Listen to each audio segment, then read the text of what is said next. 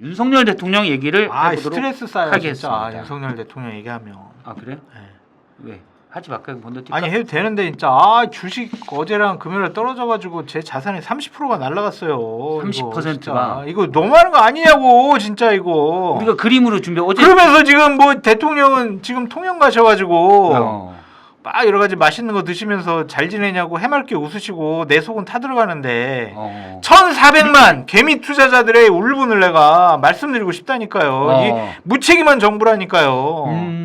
알아요. 뭐 할 수 없다라는 거. 예. 그래도 우리가 정말 힘들어하고 있잖아요. 음. 그럼 우리의 힘든 거를 같이 공감해주고 느껴주고 같이 좀 대책 좀 마련해주는 그런 모습을 보여야 될 거 아니야. 예. 근데 반팔 입고 그냥 앉아가지고 선글라스 쓰고 회 드시고 그러면서 웃으시는 게 맞냐 이거야. 난 진짜 너무 화가 나요.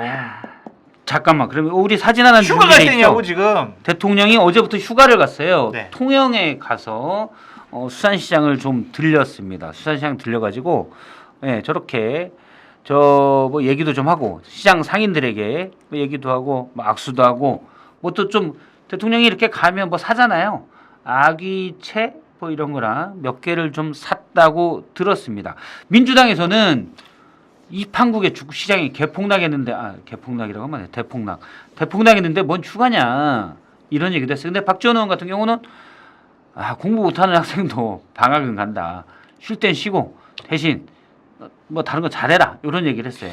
어떻게 보세요? 근데 이렇게 정말 많은 국민들이 허탈해하고 상실감 느끼고 재산상의 손실이 많이 일어났으면 그래도 좀 다른 모습을 보이는 것이 낫지 않을까?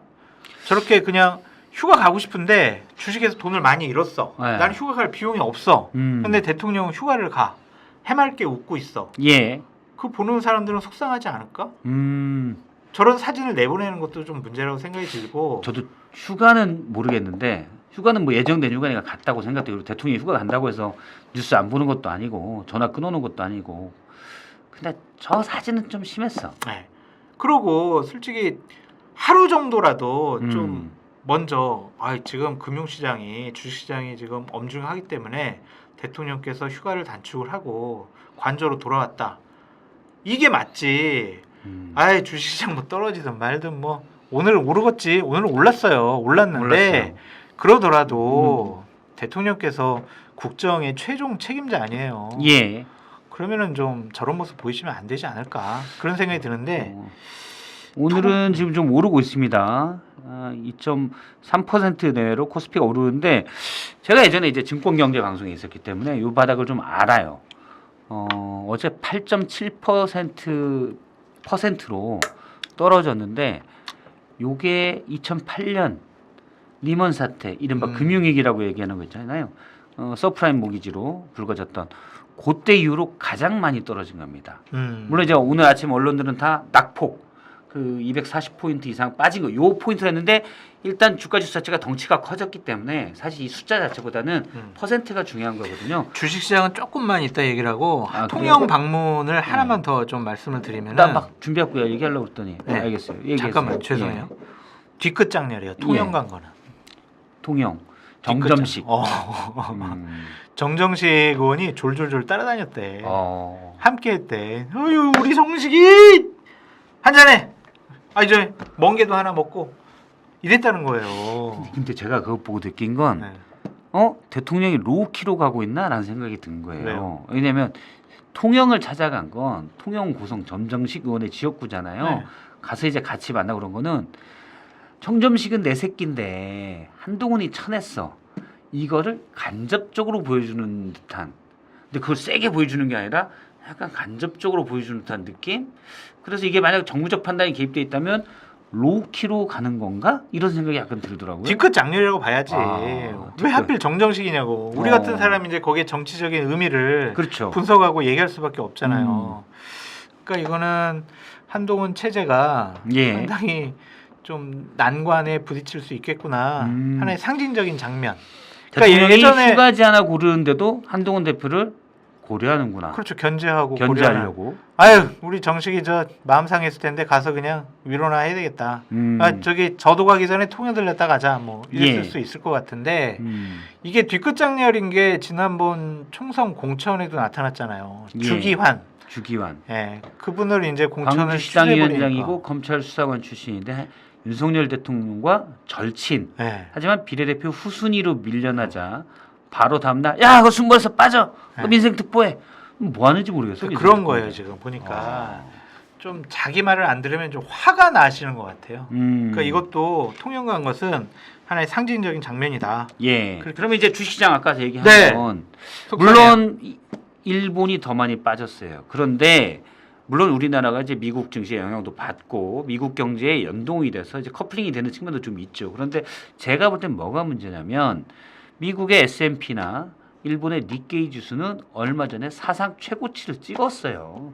찍은 다음에 폭락한 거예요. 미국은 그렇게 폭락도 안 했고. 근데 우리나라는 빌빌대다가 폭락한 거예요. 왜 내가 이거는 화딱지가 난다니까요. 그쵸. 그러니까 좀. 다른 데는 2년 전과 비교하면 50% 정도 주가 지수가 오른 다음에 너무 그렇지. 거품 논란에서 떨어졌는데 조정. 우리나라는 윤 대통령이 취임했을 때 22년 5월 기준으로 제가 어제 비교를 해봤거든요. 더 떨어졌어요 지금 그때보다. 그러니까 다른 나라 이렇게 했다가 이렇게 됐는데 이렇게 봐야 되고 다른 나라 이렇게 했다가 이렇게 된 건데 우리나라는 이렇게 했다가 이렇게 된 거예요. 근데 이게 물론 이제 경제라는 게 체력이 필요하기 때문에 그런 문재인 정부 때부터 잘못해서 이런 거 아니냐라고 할 수 있지만 2년이 지났잖아요. 지금 우리나라 경제 체력에 대해서 윤 정부가 제대로 미래 비전을 못 보여줬기 때문에 시장이 허약하다. 크게 보면 저는 그런 거라고 생각을 해요.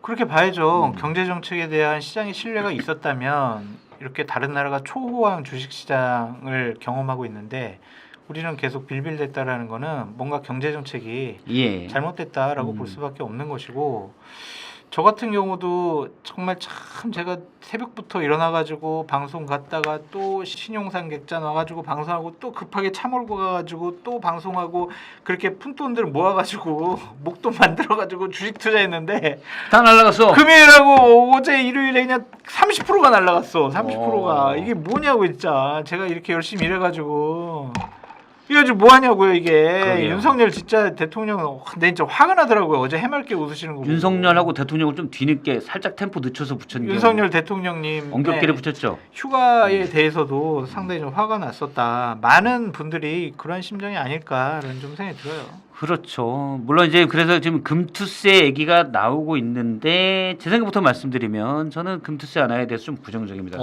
왜냐하면 저도 지금 4년째 들어가 있는 거래를 하는 주식 하나 있긴 있어요. 근데 금투세랑 뭐 사실 아무 상관도 없죠. 까놓고 상관도 없는데 그런데 미국은 주식에 대한 양도소득세가 22%가 있습니다. 네. 우리나라는 5천만 원 이상이 돼요. 주식 투자 수익이.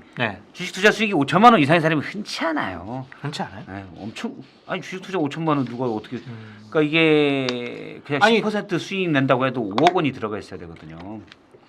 흔치 않은 거예요. 그래서 이게 그래서 부자감세 얘기가 나오고 있고 미국은 금융 투자 그게 소득세가 없어서 저렇게 잘 갔나요? 물론 투자자 입장에서는 세금 안 내는 게 최고죠. 최고인데 일단 너무 그냥 포퓰리즘적인 그런 것만 좀 따진다. 그리고 이게 사실 더 좋은 거는 산업이나 이 경제 미래 비전을 보여줘야 되는데 이 우리나라 경제 체제가 지금 그러지 못하고 있는 것 같아요. 그래서 투자자들이 떠나는 거죠. 그런 게 더 크다. 나는 금투세는 조금 폐지해야 된다는 생각이 있어요. 5천만 원 수익을 기대하고 있구나. 그렇지. 아니, 그렇죠. 아니 그걸 떠나서 근데 뭐 투자자 입장에서는 물론 폐지하면 좋죠. 세금 내는데 누가 좋아해요. 근데 지금 이제 국가적 차원에서 보면 다른 데는 세금을 내는데 주식 양도 차익, 금융 배당도 이자 소득이 어느 정도 되면 세금을 내거든요. 근데 우리가 복권을 사고 주식을 사는 게 뭐예요? 돈 벌려고. 아이고 갑자기 일확천금을 우리가 벌을 수 있겠구나. 그런 희망 때문에 이 주식을 사고 복권 사는 건데 거기다가 세금을 막 20-30% 매긴다고 하면 그냥 난 괜히 손해 보는 것 같아. 그러니까 저도 우리나라가 20%인데 금투세가 조금 많다는 느낌은 있어요. 세금은. 그러니까 그런 것에 대해서는 좀 합리적인 조정이 필요하지 않을까? 왜냐하면 이재명 당대표께서도 이 부분에 대해서는 좀 논의를 해보자라는 입장이잖아요. 알겠습니다. 성급하게 도입하지 제가 마시고. 사실은 윤석열 정부의 경제 무능이 지금 나타난 게 주식시장 빠지는 거 있죠. 더 큰 건 부동산 오르는 거예요. 지금 강남, 뭐 송파, 서초 이쪽은 사상 최고가를 찍고 있습니다. 문 대통령 때보다 훨씬 더. 예. 이제 그때는 이제 문정부가 부동산 정책을 잘 못한 것도 있지만 약간 이해되는 측면도 있어요. 뭐냐면은 그 외부 환경, 코로나 때문에 전 세계적으로 돈을 엄청나게 풀었거든요. 원래 엄청 풀면 이 돈의 일부는 자산 시장으로 가요.